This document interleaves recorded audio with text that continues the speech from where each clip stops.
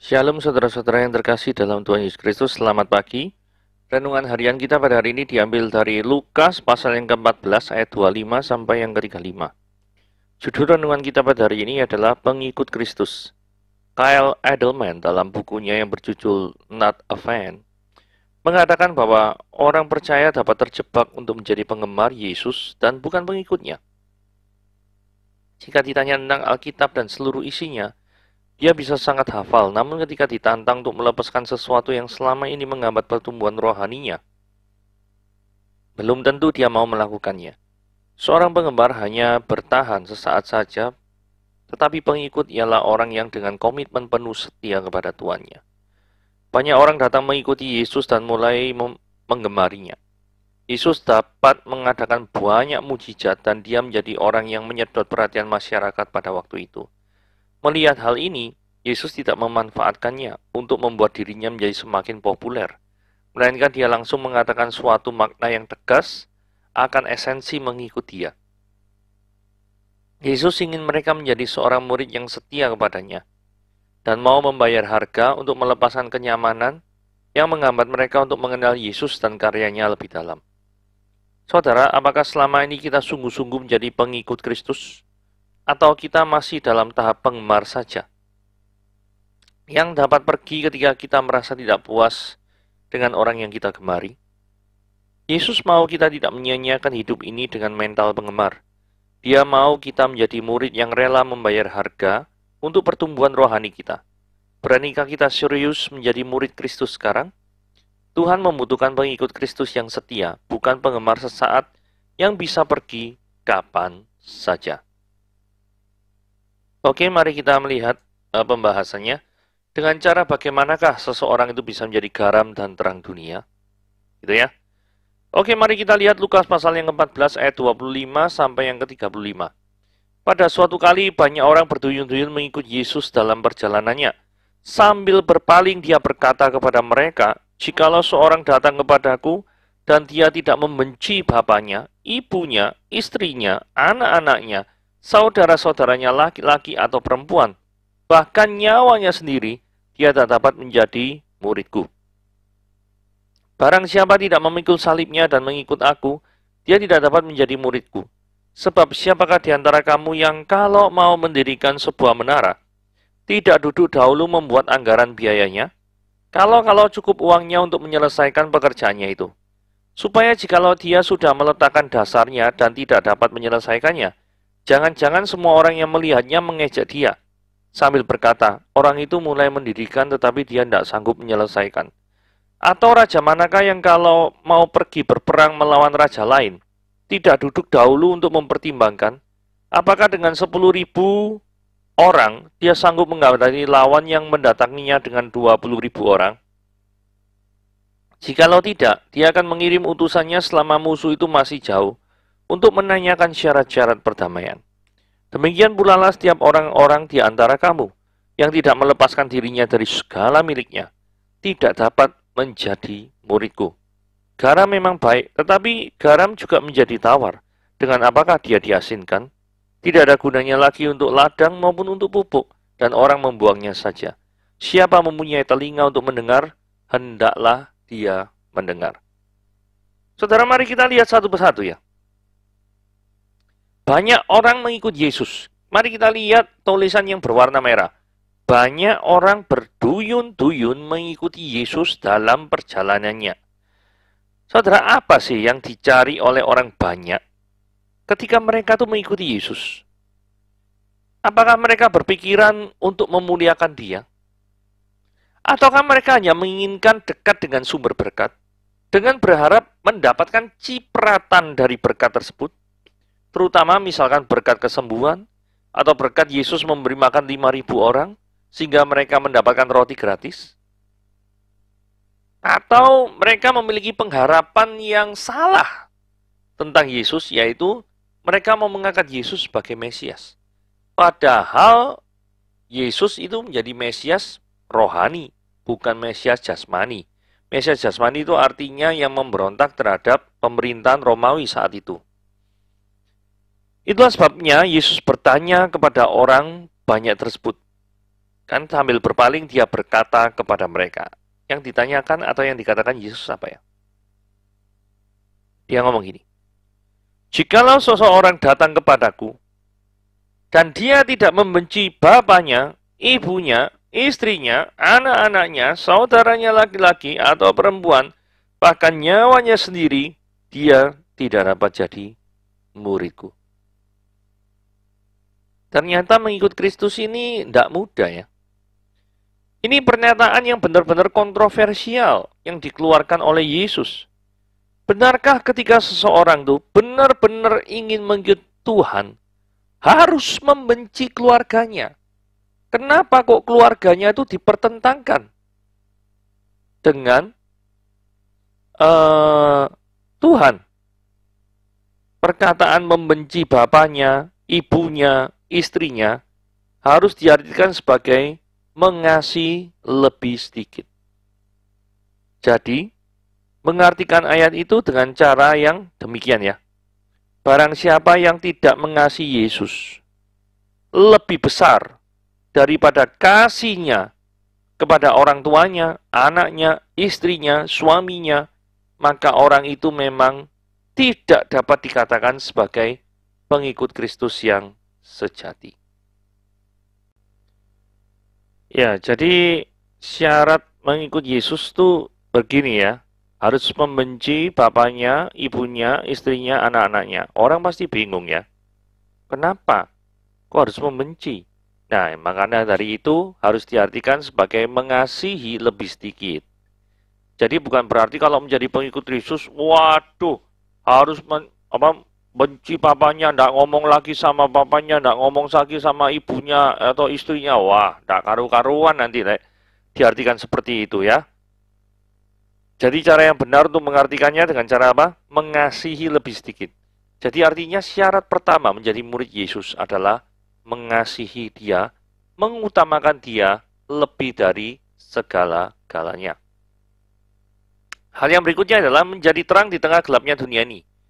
Syarat kedua untuk mengikut Yesus adalah barang siapa tidak memikul salibnya dan mengikut aku, dia tidak dapat jadi muridku. Jadi menjadi pengikut Tuhan itu ada konsekuensinya, yaitu memikul salib. Apa artinya memikul salib?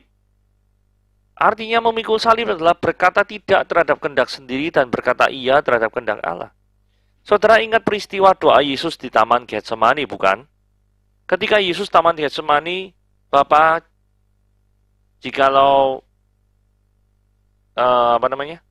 biarlah kiranya cawan ini lalu daripadaku. Tapi bukan kehendakku yang jadi, tetapi kehendakmu. Ini artinya penundukan yang sangat luar biasa, yaitu berkata tidak terhadap kehendak sendiri, dan mau berkata iya, tunduk terhadap kehendak Bapa. Dan saat kemudian setelah itu Yesusnya disalib. Sangat memungkinkan sekali bahwa orang banyak yang mengikut Yesus itu tidak memiliki pengertian tentang pengikut Kristus yang sejati. Pengertian pengikut Kristus yang sejati itu apa? Pengertiannya sejati adalah pengikut yang rela mau memikul salib. Pengikut-pengikut Kristus yang rela untuk berkata tidak terhadap keinginan sendiri dan berkata iya kepada kehendak Bapa. Permasalahannya, seringkali orang dunia ini adalah terbalik. Berkata iya terhadap kehendak sendiri dan berkata tidak terhadap kehendak Bapa. Saudara, ada berapa banyak kita yang melakukan hal yang demikian? Lebih menuruti keinginan sendiri daripada menaati kehendak Tuhan. Sehingga kalau itu yang terjadi, maka kita berada dalam kondisi yang mengecewakan Tuhan. Nah, sekarang kita lanjutkan lagi pembahasan kita ya. Melakukan kalkulasi sebelum menjadi murid Kristus. Maksudnya apa ya? Karena gini ya. Sebab siapakah di antara kamu yang kalau mau mendirikan sebuah menara, tidak duduk dahulu membuat anggaran biayanya kalau cukup uangnya dan menyelesaikan pekerjaan itu. Maksudnya apa? Supaya jikalau dia itu meletakkan dasarnya dan tidak dapat menyelesaikannya, jangan-jangan semua orang yang melihatnya mengejek dia. Sambil berkata, orang ini mulai mendirikan tapi dia tidak sanggup menyelesaikan. Mengartikan ayat ini di dalam konteks pengikut Kristus itu maksudnya gini. Ada orang yang cepat-cepat untuk memutuskan diri untuk mengikut Kristus. Bahkan mungkin menyerahkan hidupnya sebagai hamba Tuhan untuk menjadi pengikut Kristus.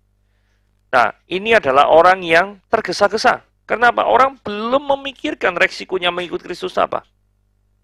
Ketika sudah menjalani, karena firman Tuhan dalam Filipi 1 ayat 29 dikatakan, kepadamu bukan saja dikaruniakan untuk percaya, tetapi juga untuk menderita bagi dia. Nah, ketika dia mengalami penderitaan, mengalami cemoohan, ketika menghadapi Kristus, ketika menjalani hidup sebagai seorang Kristen, maka dia tidak memiliki ketahanan. Dia memberontak. Kenapa kok keinginan-keinginanku harus selalu tunduk kepada keinginan Bapa? Misalnya itu. Ada ketidakcocokan yang mungkin terjadi, pergumulan dalam hidupnya, sehingga dia memutuskan untuk mundur. Nah, kejadian orang yang terlalu cepat untuk memutuskan jadi pengikut Kristus, dan kemudian di tengah jalan mundur, itu yang diilustrasikan di ayat 28-30. Orang yang mau mendirikan rumah, gak ngitung terlebih dahulu biayanya berapa, barusan setengah bangun jadi, langsung duwe entek, habis.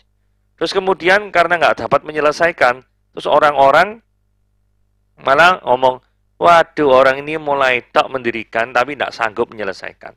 Orang ini mulai tok jadi pengikut Kristus, pertama-pertama saja berapi-api, tetapi tidak memiliki ketahanan untuk bertahan sampai akhir sebagai pengikut Kristus, tidak mempunyai ketekunan sebagai pengikut Kristus, tidak mempunyai kesetiaan sebagai pengikut Kristus. Hal yang demikian adalah memalukan. Itulah sebabnya saya beri judul kalkulasi sebelum menjadi murid Kristus adalah pertimbanganlah resiko yang terjadi dan mintalah kepada Tuhan untuk memberikan kekuatan ketika hal yang tidak menyenangkan terjadi di dalam kehidupanmu. Nah, adakah hati yang murni untuk menjadi pengikut Kristus? Demikian pula lah tiap-tiap orang di antara kamu yang tidak melepaskan dirinya dari segala miliknya, tidak dapat menjadi muridku. Hui. Jadi di manakah hati kita tertambat, disitulah letak motivasi kita yang sesungguhnya. Ada orang yang ikut Yesus karena ingin menjadikan Yesus sebagai Mesias secara fisik. Sang pembebas dari penjajahan Romawi. Ada yang mau ikut Yesus karena ingin mendapatkan roti gratis. Ada yang pengen ikut Yesus karena pengen disembuhkan. Ada yang orang ingin Yesus karena pengen dilihat oleh orang sekitarnya bahwa dia adalah orang yang rohani. Ada yang ingin ikut Yesus karena pengen mendapatkan relasi bisnis. Semuanya itu bersumber kepada aku, dan aku. Selalu. Sehingga tidak ada hati yang murni untuk menjadi pengikut Kristus. Karena selalu ada udang di balik batu. Janganlah kiranya kita menjadi bagian dari salah satu mereka ini. Karena kalau kita menjadi bagian daripada salah satu mereka ini, maka kita termasuk kategori orang-orang yang tidak bisa menjadi pengikut Kristus. Ini suatu tindakan yang sia-sia. Garam memang baik, tapi jika garam jadi tawar, dengan apakah dia diasinkan? Saudara menjadi pengikut Kristus itu sama seperti garam asin yang harus memiliki pengaruh. Jikalau seseorang itu menjadi pengikut Kristus tapi tidak memiliki pengaruh, maka itu sama aja bohong. Betul ya? Menjadi pengikut Kristus harus memiliki hati yang benar-benar melekat kepada Kristus. Hanya dengan cara yang demikianlah, maka seorang itu baru bisa berfungsi sebagai garam dan terang dunia. Jikalau seorang tidak memiliki hati yang melekat pada Kristus, maka orang itu adalah ibarat garam yang menjadi tawar. Garam yang sudah kehilangan fungsinya. Itu sama saja dengan tindakan yang sia-sia. Mengikut Yesus dengan hati yang tidak sepenuhnya tertuju kepada Yesus. Jadi, jangan kita biarkan jadi orang Kristen yang suam-suam kuku. Karena firman Tuhan juga akan memuntahkan orang yang model suam-suam kuku.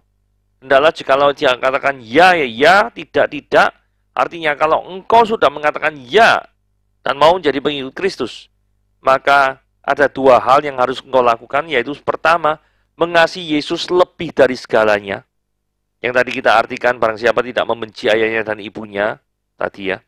Dan yang kedua adalah berkata tidak terhadap diri sendiri dan berkata iya terhadap firman Tuhan. Tindakan itu disebut apa? Tindakan yang memikul salib.